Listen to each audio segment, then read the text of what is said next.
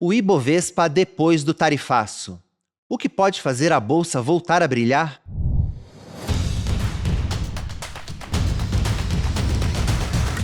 Salve pessoal, tá no ar mais uma edição do podcast Touros e Ursos. Eu sou o Vinícius Pinheiro e aqui do meu lado de volta está o editor do Seu Dinheiro, Ricardo Gozzi. Como é que tá, Ricardinho? Olá, Vini, tudo bem e você? Tudo bom também, seja bem-vindo de volta aqui. Obrigado. Temos bastante assunto para conversar na edição de hoje e o nosso convidado aqui é que vai ter a missão de responder se a bolsa vai voltar a brilhar é o Gustavo Cruz. Ele é estrategista-chefe da RB Investimentos. Seja bem-vindo, Gustavo. Muito obrigado aqui por mais um convite. Isso aí, Gustavo já é veterano aqui no Touros e Ursos, já participou aqui uma vez e está de volta. E quando a gente chama o Gustavo aqui, é porque geralmente tem encrenca no ar e a gente teve bastante confusão nos últimos tempos com a Bolsa de Valores. Mas antes da gente falar aqui do tema deste programa, eu tenho que pedir para você que nos acompanha para curtir esse episódio. Assim o algoritmo do YouTube leva o Touros e Ursos para mais pessoas. Aproveita também para seguir o canal do Seu Dinheiro. A gente, inclusive, está na frente do Ibovespa, estamos com 136 mil pontos. O Ibovespa está um pouco abaixo disso no momento em que a gente grava esse programa. Vai ficar na poeira, né? Com certeza, os 200 mil estão logo ali. Mas, é claro, todas as edições do podcast também estão disponíveis nos principais tocadores de áudio, incluindo o Spotify e o Apple Podcasts. Bom, mas vamos lá, Gustavo, porque a gente teve uma alta surpreendente da Bolsa no primeiro semestre desse ano, quando ninguém acreditava. O Ibovespa registrou uma alta da ordem de 15% entre janeiro e junho de 2025. Quando a gente estava começando a sonhar, veio Donald Trump e seu tarifaço, que acabaram dando aí um baque nas ações brasileiras, com muita preocupação ali sobre os efeitos das tarifas de 50%. Quando efetivamente foi oficializado o tarifaço, veio uma lista de exceções bastante generosa, que deu um alívio para várias ações ali, incluindo principalmente Embraer e VEG, as que a gente mais falou aqui nesse período. Mas, de qualquer maneira, o otimismo, né, a gente tem falado aí com bastante gente do mercado, e aquele otimismo que a gente via ali no final do primeiro semestre com relação à Bolsa deu uma diminuída. E aí eu queria saber um pouco da tua visão, se você compartilha dessa perspectiva aí um pouco mais, não vou dizer pessimista, né, assim, mas essa Bovespa aí meio que de lado desde então, né, enfim, teve uma queda, depois ameaçou uma recuperação, mas ainda não voltou aos patamares anteriores diante do tarifaço. Então eu queria saber na tua visão, para a gente começar, para a gente já tirar o Trump da sala, enfim, para trazer o Trump para a sala, né, esse risco, né, de que o Brasil, e as empresas brasileiras venham a sofrer novas sanções, deve continuar pesando? Você acha que esse é um fator que deve continuar pesando na Bolsa no curto prazo aqui nos próximos meses? Ou você acha que depois, enfim, que veio a lista de exceções mais generosa ali do que muitos esperavam no começo, esse tal risco Trump saiu da mesa? O risco nunca vai sair da mesa, porque como o próprio presidente americano gosta de se definir, ele é uma pessoa imprevisível, que não quer que nenhum líder saiba o que ele vai fazer na próxima semana para ter uma posição de vantagem para ele mesmo. Agora, o grande desafio da Bolsa ainda é a Selic em 15%, ou que seja em patamares muito altos perante o histórico do Brasil. Esse é o grande rival para captar recursos com cliente pessoa física, pessoa institucional, fundos de pensão. O investidor estrangeiro, que trouxe os 40 bilhões mais ou menos no primeiro semestre, ele realmente ficou mais interessado, mas muito porque as ações americanas, a Bolsa Americana, começou a ficar um pouco estranha para eles. Eles não sabiam exatamente o que ia acontecer diante das tarifas em diversos players no mundo inteiro, como que as empresas americanas iam reagir. Então, diante disso, sobrou espaço para a Europa, o Sudeste Asiático, inclusive o Brasil e outros mercados emergentes. Agora, para o segundo semestre, em relação às tarifas especificamente, eu vejo que a gente tem um cenário mais positivo, porque a gente já está com o pior de todos os países em termos de tarifas, com os 50%. O Scott Bessent, o nome forte da economia nos Estados Unidos, diz que de agora até outubro ele pretende negociar com quem ainda não conseguiu sentar com os Estados Unidos. Claro que o Brasil pode continuar sendo exceção? Pode, mas a ideia me parece que é sentar com o Brasil em algum momento. Algumas empresas do Brasil, elas são listadas e não foram retiradas das tarifas. das tarifas, como, por exemplo, os frigoríficos que podem realocar, pegar plantas deles no Paraguai, Uruguai, Argentina e mandar para os Estados Unidos, mas ainda assim, como a gente viu já na temporada de resultados, tem efeitos numéricos. Minerva falando em 5% da receita que vai para o exterior, que vem do exterior, seria um efeito. Então, ainda tem efeito nas empresas e na economia brasileira. Não à toa a gente vê, pela primeira vez em muitas semanas, as revisões no Boletim Focus do Banco Central de Economia indo para baixo e não para cima. Então, a gente torce ainda para que tenha negociação, sim, porque acaba mexendo com muitas empresas, muitos trabalhadores. Então, a gente torce para que tenha alguma negociação. Mas tua perspectiva de curto prazo para a Bolsa, enfim, tem esses dois fatores, positivos e negativos, sim. Mas o saldo, na tua visão, é mais positivo ainda. Nos últimos dias, aquele boletim diário que a B3 mostra, para quem tiver curiosidade, ela mostra quem está comprando e quem está vendendo ação na Bolsa, se é pessoa física, se é institucional ou se é estrangeiro. E a gente, embora ainda veja os estrangeiros vendendo mais do que comprando, eles voltaram a comprar um pouco mais percentualmente. Eles têm se interessado por renda variável no geral, principalmente por conta da discussão de corte de juros nos Estados Unidos, que aí é algo que prevalece sobre as tarifas como um todo. Por quê? Como a gente tem 4,5% de taxa de juros nos Estados Unidos, que é uma das maiores taxas nos últimos 20 anos, ou até mais, dependendo de como que a gente for avaliar os últimos meses, a gente tem, agora com a perspectiva de corte em setembro, de novo, os fundos americanos e globais como um todo falando, bom, então vamos olhar para a renda variável de novo. Ah, tem tarifa? Tem, mas ainda tem muito caso que vai ficar fora disso. Muita gente que não vai ser tão afetada e o Brasil continua crescendo e a relação de endividamento preocupa, então eu limito o quanto eu vou colocar, mas eu ainda volto a olhar para o Brasil novamente. Agora, no primeiro semestre, foi justamente o dinheiro estrangeiro que deu essa turbinada na Bolsa. Isso daí diminui bem com o tarifaço, os fluxos estavam negativos. Você percebe uma tendência de que isso vá se reverter nos próximos meses, para o segundo semestre até o fim do ano? Desse dinheiro estrangeiro ir embora do Brasil? Não, de voltar a vir como no primeiro semestre? Como no primeiro semestre, eu acho que não, porque a primeira impressão que tiveram logo em fevereiro foi que talvez os Estados Unidos entrassem em recessão. Foi uma discussão muito forte quando começaram as tarifas. E isso é uma perspectiva ruim para todas as empresas americanas quando você pensa se a economia vai parar de crescer e vai começar a cair, eu não sei quanto. Isso já foi retirado da discussão. Você não escuta mais americano, europeu, brasileiro, ninguém fala mais em recessão nos Estados Unidos, nem esse ano nem no próximo. Uma desaceleração, sim, a economia americana não vai mais crescer perto de 3, deve crescer mais perto de 1,5 ou até menos, dependendo do que aconteça, tudo bem, mas já é um crescimento. E a gente ainda continua vendo empresas dos Estados Unidos na fronteira da tecnologia.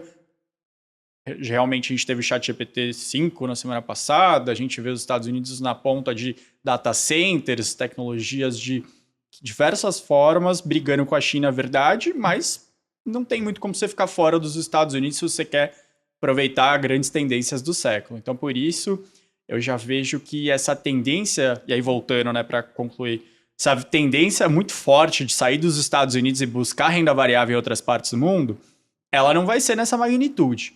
Mas para o Brasil e outros emergentes, ela vai ser empurrada por esse corte de juros do Banco Central norte-americano, com certeza. Quer dizer, a gente tem ali a questão da recessão nos Estados Unidos. Esse risco menor acaba sendo um fator negativo, vai para a atração de recursos estrangeiros, mas por outro lado a gente também tem essa questão da perspectiva de corte de juros lá, certo? Certo, então a gente não tem saindo do bolso de renda variável americana para o bolso de renda variável do Brasil, mas você tem saindo do bolso de renda fixa dos Estados Unidos para indo para o bolso de renda variável do Brasil, dos Estados Unidos e de outros países. Essa deve ser a transformação do dinheiro em termos de quais ativos eles vão estar no final desse ano de 2025. Se o Brasil vai saber aproveitar e atrair mais ou menos recursos, aí vai depender um pouco mais do que a gente faz internamente. Mas, em termos de movimentos globais, a gente vai estar inserido muito porque ele vai sair de uma outra caixa. Tá bom. Agora, por falar em coisas que a gente faz internamente, além do dinheiro estrangeiro, a gente ouviu bastante os investidores comentarem sobre o chamado trade eleitoral.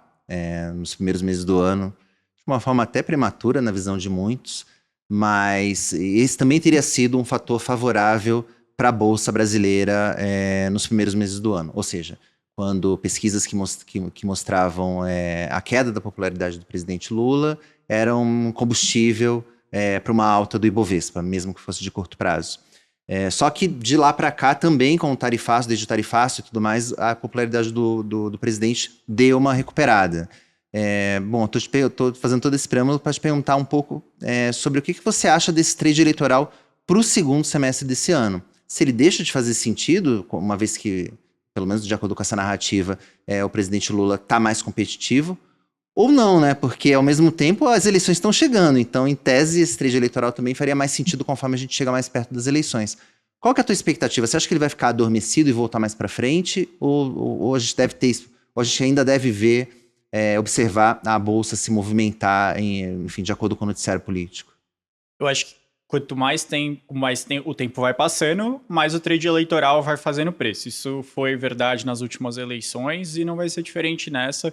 A gente vê boa parte do mercado financeiro com uma clara preferência por uma alternância de poder. E aí eu não estou falando o Gustavo, estou falando o que a gente vê nas pesquisas dentro do mercado financeiro, o que as pessoas respondem dentro delas.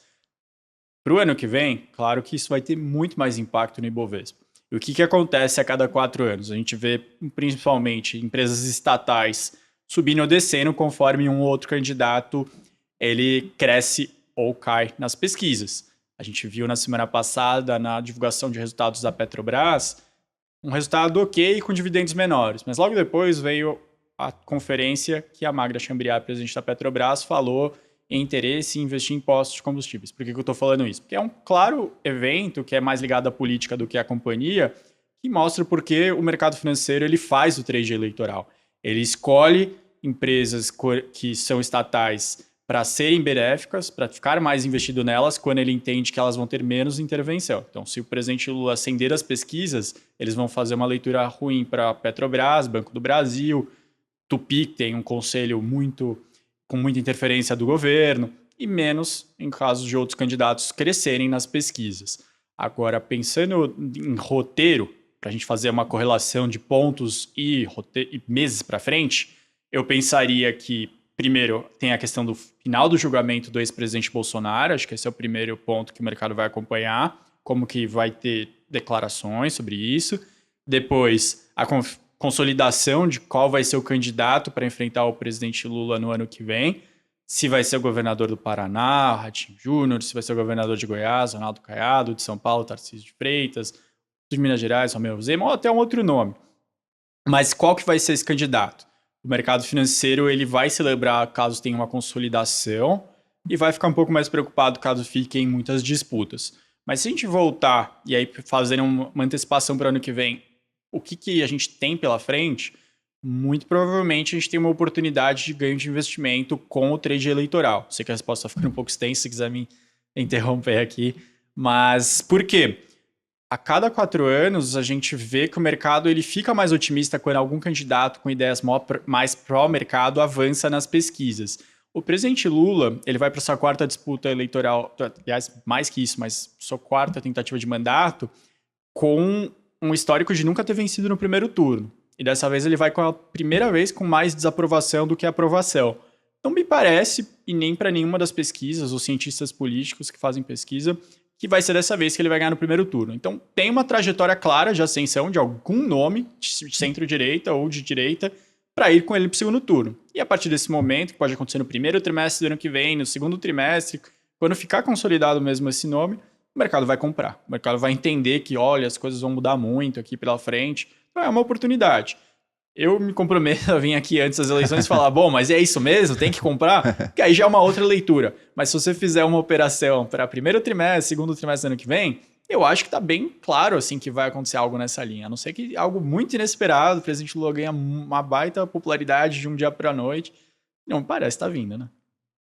E a própria candidatura do presidente Lula à reeleição não é algo que é 100% dado. Ele vem se animando nas últimas declarações que vem dando, mas acho que esse é um outro fator que os investidores devem esperar também para tomar algum tipo de posição, certo? É verdade. Aliás, é um ponto bom porque... Ele tá com 81 anos de idade e vai, né, enfim, caso ele dispute e ganhe, ele, enfim, vai ser presidente aí até os 85 anos. É uma idade elevada para qualquer para qualquer Sim. trabalhador. Imagina para um cargo como a presidente da República. E provavelmente é a última disputa eleitoral dele, porque se ele vencer, ele não pode. Ele vai ter que esperar 8 anos a disputar, e se ele perder, eu imagino que ele não vai tentar depois de 4 anos de novo. É um outro ponto para explicar por que existe o trade eleitoral e por que tem diferentes magnitudes. Se a gente pensar no partido do presidente ou no PT, a gente tem nomes muito diferentes lá dentro, como acontece em outros partidos no mundo. Se por um acaso o presidente Lula não dispute, mas ele indique que vai ser o Camilo Santana, que tem um histórico muito bom de educação no seu governo do Ceará, de contas públicas mais organizadas, o mercado não vai ter uma reação muito negativa. O mercado vai ficar bem mais ok em relação a essa disputa do ano que vem. Camilo Santana contra qualquer outro governador. Se for a ministra Gleisi Hoffmann, por tudo que ela declarou nos últimos anos, antes do governo Lula começar, durante os 2 primeiros anos, onde ela era só presidente do PT, o mercado vai ficar estressado. Porque ele avalia o que as pessoas dizem que fariam caso elas estejam no cargo e tenta projetar isso no preço das ações. Se for o ministro Alckmin, ou ministro e vice-presidente Alckmin, é um outro caso também, porque ele tem um histórico de buscar contas públicas organizadas, de tentar mais uma conciliação, a gente viu isso agora em julho, ele não subir o tom em nenhum momento. Então, realmente, por isso que existe um pouco desse trade eleitoral aqui no Brasil e não existe em outros países, onde os candidatos são muito mais parecidos nas ideias. Aqui tem realmente uma divergência grande. Ricardinho, eu já vou te passar a palavra, mas uma última pergunta ainda relacionada a esse tema, que política também dá uma esquentada aqui, o clima tá frio, né? Então vamos dar uma...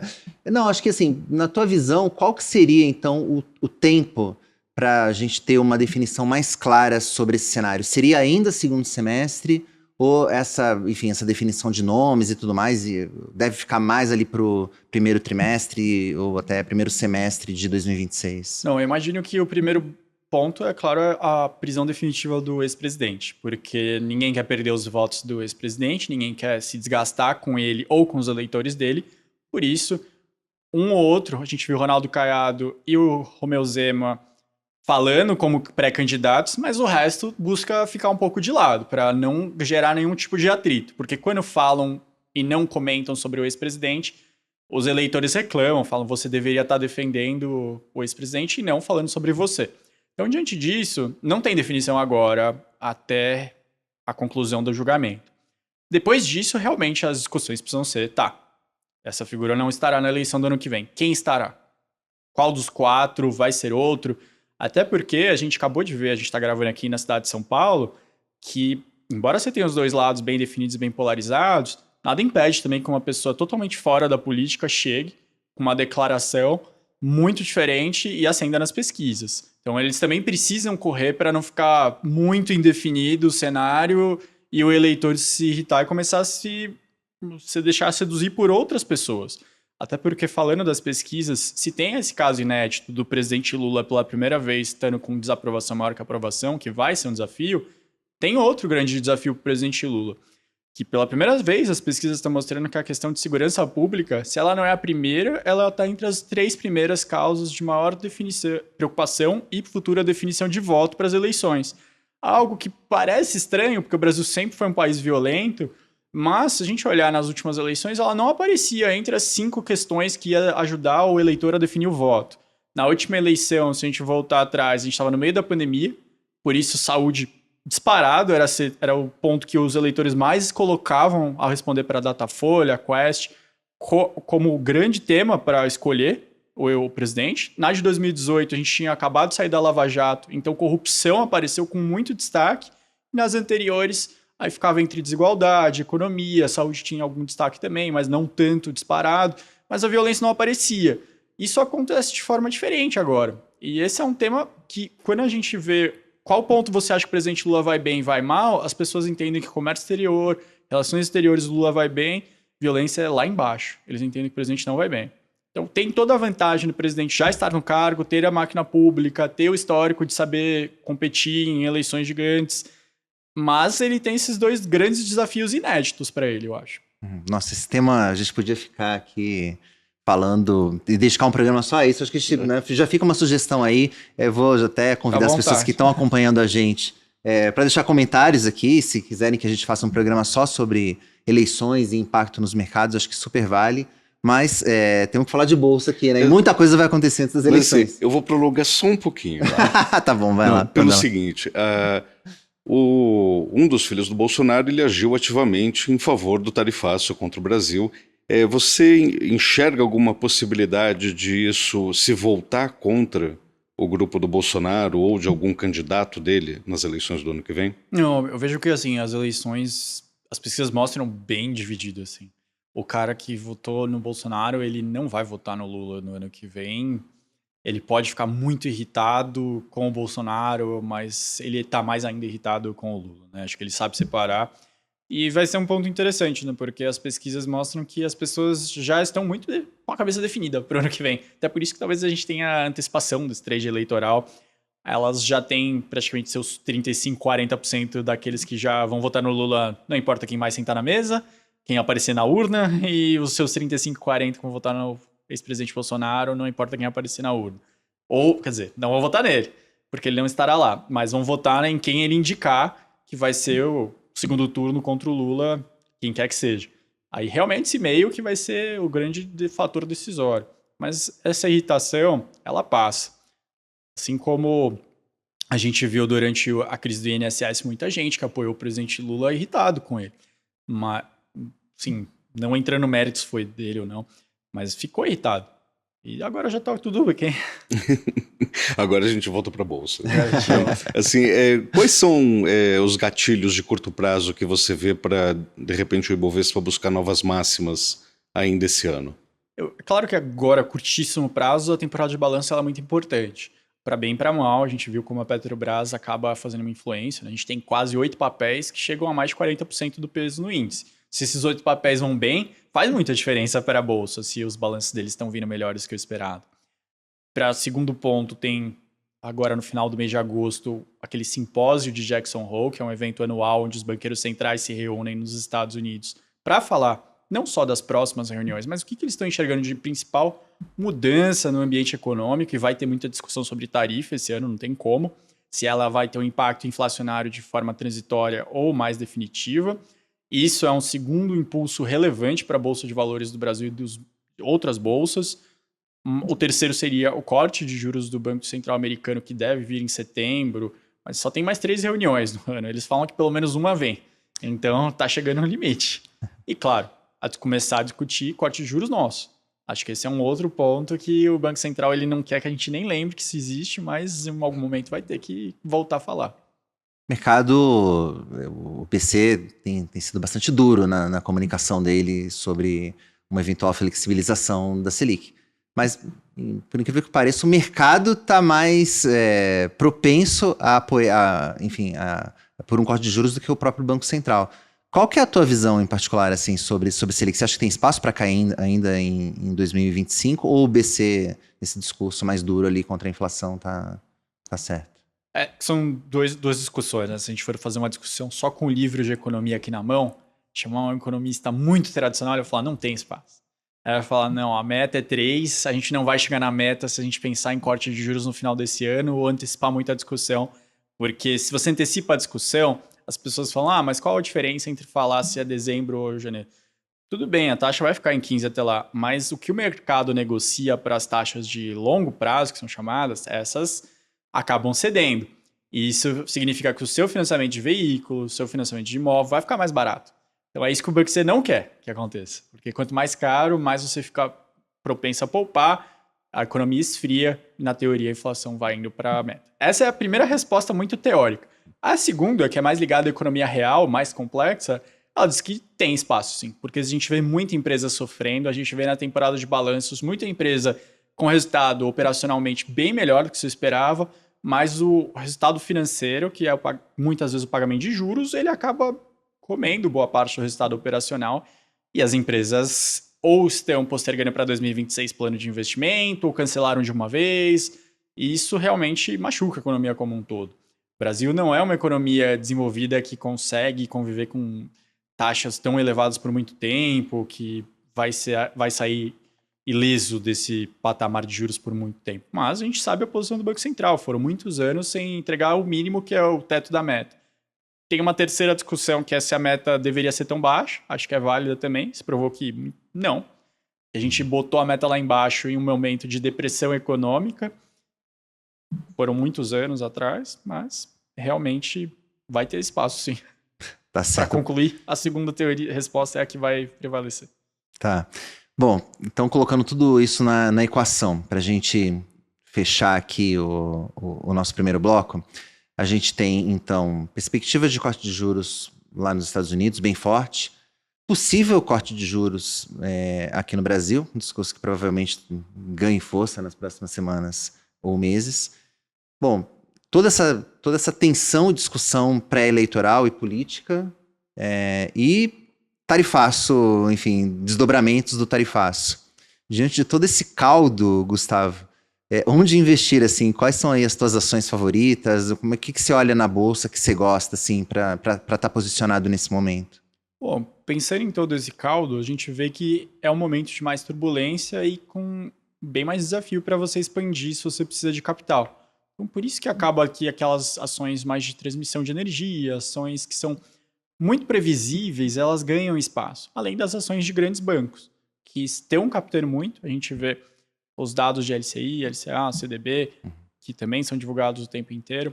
Eles crescendo demais, os bancos estão conseguindo capturar mais recursos do que as plataformas ou do que os fintechs em alguns momentos, mercado de capitais nos últimos anos.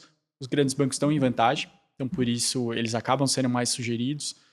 Mas a parte disso, você consegue ver empresas que são grandes ganhadoras e que estão subindo de patamar de um ano para o outro, porque estão em setores que ou não eram muito explorados, ou porque elas são líderes inquestionáveis, porque elas inovaram e continuam crescendo. Mas se você não tem paciência de olhar ação por ação, eu diria para tentar ver aquelas que são mais blindadas mesmo, que não vão nem brilhar na sua carteira, aí a gente tá, ou também não vão cair muito. Por isso que eu falei do setor de transmissão, tem o setor de saneamento, o setor de energia elétrica e saneamentos de utilities mesmo, eles acabam sendo a resposta. Você fala de algum nome específico ou fica mais centrado nos setores mesmo? Não, eu gosto bastante da Equatorial, acho que ela faz um trabalho muito bem feito e na parte de distribuição de energia elétrica. A gente tem no Brasil, embora quase uma universalização da entrega de energia para as pessoas, muito problema de furto de energia, de problema realmente de falta de manutenção. Então, quando você tem uma empresa que consegue superar esses desafios e ir nos locais com mais problemas e diminuir o percentual de roubo, percentual de ineficiência, de problema na entrega, ela acaba sendo referência e chamando a atenção de investidores. E também, quando a gente fala de saneamento, eu acho que as 3 listadas, elas vivem bons momentos, embora o último mês também não tenha sido bom para quase ninguém. Mas a Sabesp, ela foi uma empresa que surpreendeu muito, ainda aproveitando que a gente está no estado de São Paulo. As pessoas sabiam que ia ter um benefício de ser privatizada, sistemas que eram repetidos entre áreas, essas sinergias típicas. Mas mesmo assim, ela conseguiu ter um ganho muito mais rápido, uma receita que cresceu muito mais rápido do que o esperado. Acho que é outro destaque. Tá certo. Bom, com isso a gente pode passar para o segundo bloco do nosso programa, que é o dos touros e dos ursos. Eles batizam aqui o nosso podcast. Os touros são aqueles que estão em alta, que vivem uma boa fase. Já os ursos são aqueles que já estão devendo, enfim, estão precisando aí comer um pouquinho de arroz com feijão aí para voltar aos seus melhores dias. Mas lembrando que o touro de hoje pode ser o urso de amanhã e vice-versa. A gente aqui não faz perseguição a nada nem a ninguém. E a gente começa o programa aqui com esse segundo bloco falando dos ursos, para a gente terminar aqui com os touros numa nota mais positiva. E vou começar contigo, Ricardo. Para quem você vai dar o seu urso aqui? Vamos lá. Meu urso da semana é o Grupo Pão de Açúcar, né? Na semana passada, algumas empresas apresentaram balanços que não vieram nada bons, e o Pão de Açúcar foi uma delas. Acumulou queda de 11,5% durante a semana passada. E, embora tenha conseguido reduzir o prejuízo da rede de supermercados, ela ainda fechou o segundo trimestre com perdas de 216 milhões de reais. O balanço também revelou um aumento da alavancagem do grupo e queda das margens. Agora, com a expectativa de cortar custos, o Pão de Açúcar vai pisar no freio em relação a abertura de novas lojas que estavam programadas para esse semestre e também para o ano que vem. Então, foi escolhido o meu urso por aqui. O Pão de Açúcar é uma das vítimas dessa Selic de 15% que o Gustavo comentou aqui. Então já passo a bola para ti, Gustavo, que eu acho que o teu urso também está ali entre as vítimas, digamos assim, né, dessa Selic alta. Conta pra gente, para quem você vai dar aqui seu urso. Pro grupo Renner. Eu entendo que o balanço da Renner ele é preocupante. Assim. Eu vejo que, eu ressalto que chama Grupo Renner, porque ela tem a loja de roupas, tem a Camicado e tem a Realize, que é um grupo financeiro, que aqui no Brasil as varejistas gostam muito de ter grupos financeiros, de dar cartões de crédito, elas dizem que estimula o cliente a ficar indo na loja, mas eles giram em inadimplências que eu acredito que para nível Brasil é realmente muito preocupante. E a Renner mostrou 28% de inadimplência, o que eu realmente não sei como as pessoas divulgaram aquele balanço acreditando que não tinha nenhum problema e que elas só precisavam falar que o resto da empresa tinha ido muito bem. Porque, assim, você tem uma receita, um lucro que eles mostram de 400 milhões de reais do grupo. Mas, na verdade, se boa parte disso é parcelado e você já sabe que você está girando a inadimplência de 28%, boa parte desse lucro, boa parte do que você está projetando de receita, ele não vai acontecer. Porque as pessoas simplesmente não estão pagando. E se você diz que tem uma margem de 57%, mas com inadimplência tão alta, sua margem não é tão alta assim. Sua margem, na verdade, ela é bem menor. Por isso, eu acredito que a empresa ela acaba vencendo muito perto do abismo. A gente já viu o que aconteceu com a Marisa, que também tinha um braço financeiro, que teve que ser vendido, que passou por problemas muito grandes. Não é exclusividade esse problema da Renner. Acho que outras varejistas também rondam acima de inadimplências. E para dar um contexto, aqui no mercado financeiro, se um banco passa de 7% de inadimplência, o mercado financeiro vai penalizar muito a ação. Se uma fintech passa de 10%, 12%, o mercado vai penalizar muito a ação. Como que uma varejista acha que ela, que não é especialista no setor, vai dar 28%? Aí as outras também giram em torno de 20%, 24% e acham que está tudo ok. Eu não acho. Eu acho que é um risco muito grande dessa empresa. Mostra um problema muito sério a médio prazo.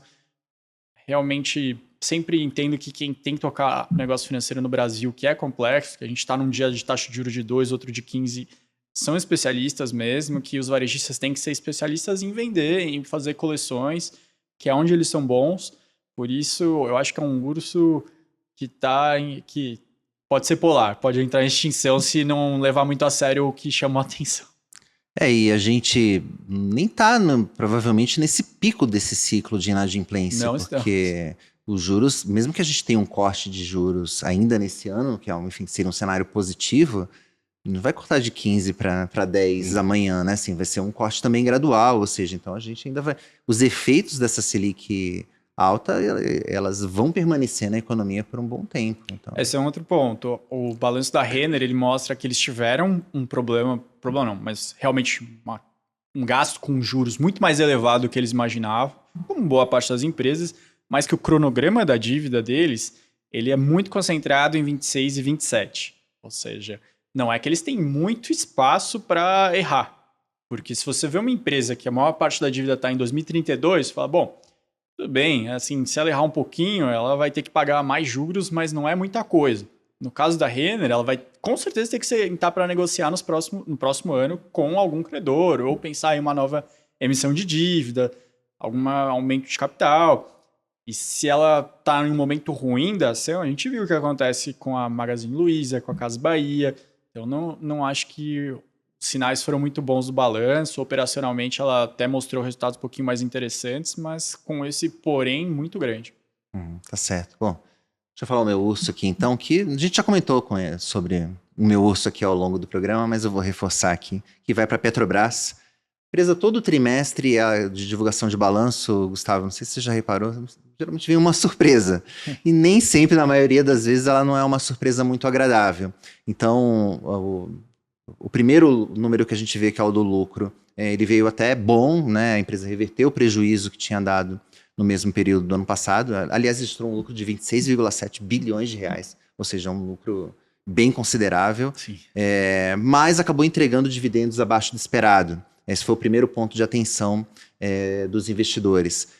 Ela acabou fazendo ali um gasto de capital, né, um capex, um investimento maior do que o esperado no trimestre, isso acabou reduzindo ali, né, o fluxo de caixa, que afeta diretamente o pagamento de dividendos. Esse foi o primeiro ponto que o mercado não gostou no balanço. E o segundo foi esse ponto mais político que você colocou, que foi o anúncio de que a empresa pretende voltar a atuar no segmento de distribuição, né, tanto de gás e na teleconferência com analistas, a presidente Magda Chambriard falou que a Petrobras é uma empresa do poço ao posto. Então, deixando claro que existe ali um interesse, uma intenção de voltar a atuar no segmento de postos de gasolina, de a Petrobras ter postos de gasolina novamente. Lembrando, né, que, poxa, mas a gente vê postos da Petrobras aí na rua, esses postos BR não são mais da Petrobras, né? A BR Distribuidora foi privatizada durante o governo Jair Bolsonaro, e a empresa hoje, que é a Vibra, ela tem um acordo com a Petrobras para usar essa bandeira, né, essa marca BR, até 2029, se não me engano. Mas, então, esses postos que a gente vê com a bandeira BR hoje já não pertencem mais à Petrobras. E, enfim, desde o começo do governo Lula já havia uma intenção do presidente, desde a época da campanha, aliás, o presidente já tinha criticado essa privatização e já tinha demonstrado esse interesse, essa intenção de que a Petrobras voltasse para o segmento de distribuição, mas o mercado entende que esse não é um movimento positivo. Na visão do mercado, a Petrobras deveria se concentrar no que ela faz de melhor, que é ali extrair petróleo. Enfim, diante desses ruídos, a ação da Petrobras caiu forte na sexta-feira, o balanço foi divulgado na quinta-feira à noite. A presidente da Petrobras, né, inclusive, falou que quem apostar contra a Petrobras vai perder dinheiro, então acho que essa também é uma daquelas frases para a gente anotar, para a gente ver o que vai acontecer aí nos próximos trimestres em relação à Petrobras. Lembrando que de tudo isso tem um fator que a Petrobras não controla, que é o preço do petróleo. Então a gente também, nos últimos meses, a gente tem visto aí um petróleo mais fraco, que acaba prejudicando os resultados da estatal. Enfim, por tudo isso, a Petrobras aqui vai receber o meu urso desta edição. Bom, com isso, quer fazer uma parte? Agora você me provocou também. Só 2 comentários, né? Porque, assim, a questão dos postos não é que foi identificado, poxa, mas não estão construindo postos em algum estado do Brasil, em várias cidades que deveriam ter postos de combustível, e a Petrobras quer ser a heroína enxergando essa baita oportunidade. Não é por isso. O que a gente viu foram declarações políticas nas semanas de julho de que não estão baixando os preços de combustível como deveriam, os preços estão muito altos, a gente tem que ter a Petrobras de novo. Ah, mas e se tiver prejuízo? Não tem problema. Tem problema.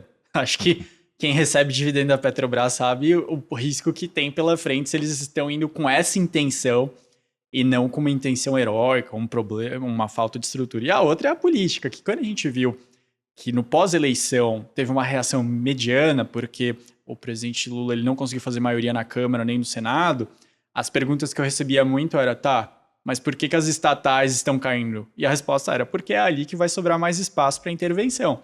Se ele quiser fazer uma política que precise de apoio do Congresso, ele vai ter sempre que negociar, ele não vai ter esse apoio fácil.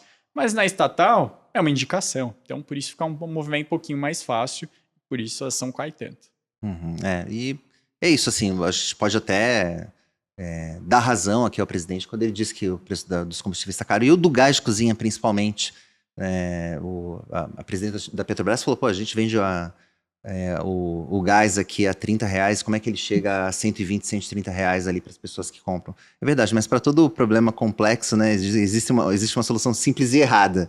Então, enfim, não sei se realmente a Petrobras vindo a atuar novamente nesses segmentos é a solução do problema, até porque a Petrobras, ela tinha Liquigás, que foi vendida, e ela atuava com pós-gasolina, e a gasolina não era barata, eu não tenho essa memória de que a gasolina era super barata, então me parece que essa não é a melhor solução para esse problema, mas que é um problema verdadeiro. Eu entendo até que o presidente Lula e a presidente da Petrobras, eles até têm razão quando eles falam que os preços estão caros realmente. Mas enfim, vamos passar para os touros, vamos passar aqui para os nossos destaques positivos desta edição. Eu vou passar aqui mais uma vez aqui para o Ricardinho, falar para quem é o seu touro, Ricardo. Eu vou de Itaú Unibanco, Vini. Touro fácil, hein? Mas estava quicando, né? A gente chuta. Né? Bom, o balanço do Itaú bateu o consenso do mercado no segundo trimestre. Os números foram bastante positivos, principalmente de lucro líquido recorrente, com 11 bilhões e meio, né, de reais. Um trimestre, né? 11 em bilhões. um trimestre. E a rentabilidade, que já era alta, foi para 23,3%. Além disso, né, fiel ao histórico de proventos regulares e fartos aos acionistas, o Itaú anunciou uma nova rodada de JCP e o Milton Malui Filho, CEO, deixou no ar a possibilidade de mais dividendos extraordinários no começo do ano que vem. Então, diante disso, a ação do Itaú acabou subindo 5% na última semana e eu vou com ela de touro. E subiu 5 porque a expectativa para o balanço já era muito boa, né? O mercado já coloca a barra para o Itaú bem alta e ele conseguiu mais uma vez superar. Impressionante a sequência de resultados que vem tendo o Itaú. Mas, Gustavo, para quem você vai dar o seu touro? Eu vou dar para a Smart Fit, que é uma empresa que, se você pensar, não está no maior dos contextos macroeconômicos, mas é uma empresa que abre quase uma loja por dia. Tem um guidance para abrir entre 340 e 360 lojas ou academias para 2025 e continuar numa expansão muito rápida. Atingiu 1% da população brasileira, ou seja, parece que ainda tem muito espaço para crescer. Ela é líder inquestionável assim, no Brasil. Você vê alguma outra marca regional crescendo, mas ainda muito, muito distante. É quase como se fosse um monopólio mesmo da Smart Fit, que dá todas as vantagens para ela em negociação de fornecedores de material. E é uma empresa que tem apresentado números bons também. Ela tem apresentado receita crescente, lucro crescente, margem crescente.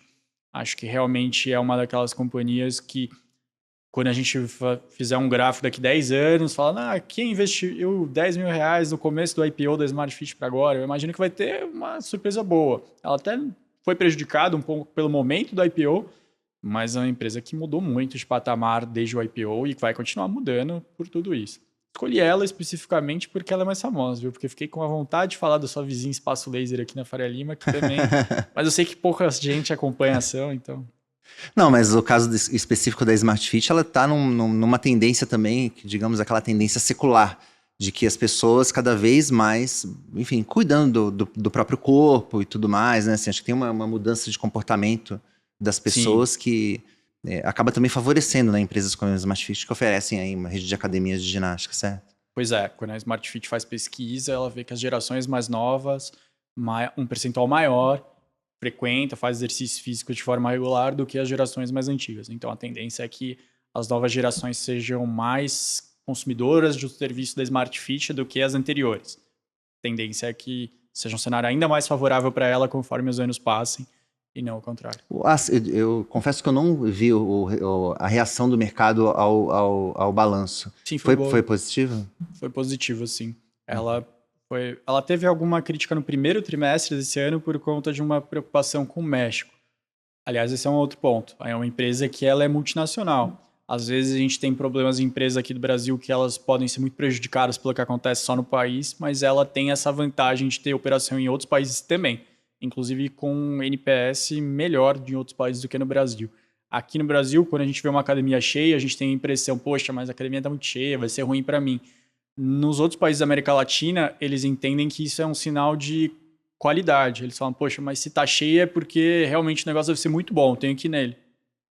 Não, tá certo. Bom, deixa eu fechar o bloco dos touros aqui para falar do meu.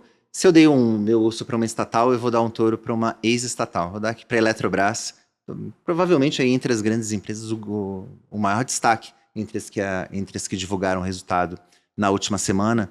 A Eletrobras registrou um lucro de quase 1,5 bilhão de reais, um lucro ajustado, né? Representa aí e eu digo lucro ajustado porque a empresa ali tem uma série de esqueletos de resultados não recorrentes no balanço ainda ali, herança da época que ela era estatal, mas esse resultado ajustado, que é o mais comparável, representa aí um aumento de 43% em relação ao segundo trimestre do ano passado, mas esse nem foi o maior destaque do balanço, e sim o anúncio de que a empresa vai distribuir 4 bilhões de reais em dividendos para os acionistas.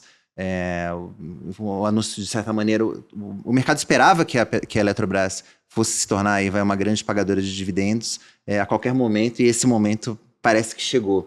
Então as ações reagiram em forte alta ao balanço e à divulgação dos dividendos. A expectativa, né, é que finalmente a empresa entre numa nova fase. Já se passaram aí 3 anos da privatização e a verdade é que quem apostou, né, quem investiu seu FGTS, por exemplo, ali nas ações da Eletrobras, esperando uma grande valorização, como aconteceu em outros casos, isso ainda não aconteceu. Então, acho que estava sempre aquela eterna promessa, mas parece que agora vai, né? Assim, pelo menos é o que a gente também viu ali da reação do mercado e de muitos analistas que acompanham a empresa. Acho que ela tem aí um raro consenso, acho que quase praticamente todo o mercado tem recomendação de compra para os papéis da Eletrobras. O BTG, por exemplo, colocou aí que a empresa abriu caminho para se tornar uma vaca leiteira, né? Que é um sinônimo aí de uma empresa grande pagadora de dividendos. É claro que tem muitos obstáculos no caminho, a Eletrobras ainda tem muitos esqueletos ainda no balanço, vira e mexe, ela divulga um fato relevante ali de alguma ação judicial, de não sei quando, que ela, enfim, ela é obrigada a depositar não sei o quê. Então, acho que ela ainda tem muita coisa para lidar, mas me parece que realmente passou de fase, né? Então, ainda acho que o jogo não está ganho para a Eletrobras, mas acho que ela realmente conseguiu finalmente avançar. Lembrando que ela também teve problemas ali logo no começo do governo Lula, em relação ali à governança. O governo deixou de controlar a Eletrobras, mas ainda tem 40%, mas a Eletrobras, o estatuto dela só permite que qualquer acionista só vote com 10%. O governo reclamou disso ali logo no começo da gestão, mas eles acabaram entrando num acordo também nesse ano, que foi outro ponto que o mercado considerou positivo. Então, por tudo isso aqui, o meu touro vai para a Eletrobras. Mas para a gente fechar, Gustavo, a gente gosta aqui de dar sempre um touro especial. Vamos fazer uma homenagem para alguém que está fora do mercado financeiro. E nessa semana, a editora-chefe do Seu Dinheiro, a Júlia Vilchen, ela está de férias, ela apresenta o programa aqui comigo, mas ela me mandou uma mensagem e falou assim, não, vocês têm que fazer uma homenagem para o Arlindo Cruz. Então, aí eu até falei, poxa, mas eu vou fazer aqui o programa com o Ricardo, que eu também... E o Ricardo e eu não somos aqui os maiores especialistas em samba, mas assim, a gente fez uma pesquisa aqui, vamos fazer aqui então uma homenagem aqui para o Arlindo Cruz, que faleceu, né, aos 66 anos, muito jovem, mas, poxa, um dos grandes talentos aí do samba brasileiro. Ele fez carreira no Fundo de Quintal, que acho que é um dos grandes grupos de pagode, parceiro do Zeca Pagodinho, e foi ali um cantor e compositor interpretado por muita gente boa, né, Ricardo? Sim, sim. Bom, ele tem centenas de músicas compostas por ele, gravadas e emprestadas a outros artistas. A Beth Carvalho, acho que é a mais notória intérprete dele, o Zeca Pagodinho também. E o fato de ele ser parça do Zeca Pagodinho me parece um ponto positivo, né? Mas, infelizmente, eu sambo meio quadrado, então eu vou manter a homenagem, né? Mas, assim, entendo que seja mais importante do que a vitória do Corinthians na semana passada, né? Mas, né, fica aí o registro pro Arlindo. Senti uma leve ponta de protesto aqui, mas você aceita o Arlindo Cruz então, né? Sim, tá aceito, claro. Bom, isso aí, deixa também seu comentário, você que está acompanhando a gente, qual a sua música favorita do Arlindo Cruz aqui, pra gente também ir atrás e aprender. E, enfim, mandar um abraço pra Júlia também, que certamente está acompanhando esse programa, e ela me cobraria aqui se a gente não desse esse touro especial para o Arlindo Cruz. Bom, com isso a gente coloca um ponto final nessa edição do podcast Touros e Ursos, mas claro, eu queria agradecer aqui muito a presença do Gustavo Cruz, estrategista, chefe da RB Investimentos. Obrigado, Gustavo, aí pelas considerações aí, por ter tirado nossas dúvidas sobre bolsa, política, né? Enfim, falamos de um pouco de tudo aqui. Falamos. Muito obrigado aqui por mais um convite, uma ótima semana. Isso aí, tá super convidado para voltar, porque tem várias das coisas que a gente falou aqui, a gente deixou algumas pontas pra gente amarrar mais pra frente. Ricardinho, você também é super convidado para voltar. Até a próxima. Muito obrigado. É isso aí. E você que está acompanhando a gente, não se esqueça de acessar o seudinheiro.com para ficar por dentro de tudo que mexe com os seus investimentos. Aquele abraço.